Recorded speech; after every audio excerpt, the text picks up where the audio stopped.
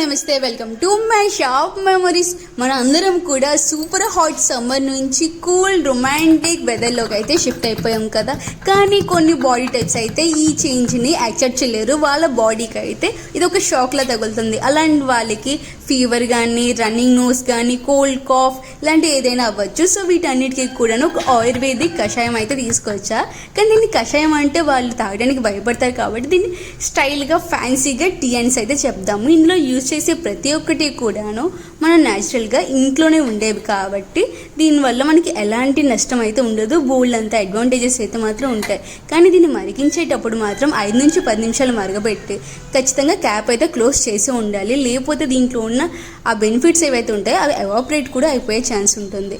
ఆపేసిన తర్వాత ఒక 2 మినిట్స్ అయితే దాన్ని క్యాప్ వేసి ఉంచి 3 మార్నింగ్స్ అయితే ఖచ్చితంగా తాగండి. బోల్డ్ అంతా హెల్త్ బెనిఫిట్ ఉంటుంది, బోల్డ్ అంతా రిలీఫ్ ఉంటుంది.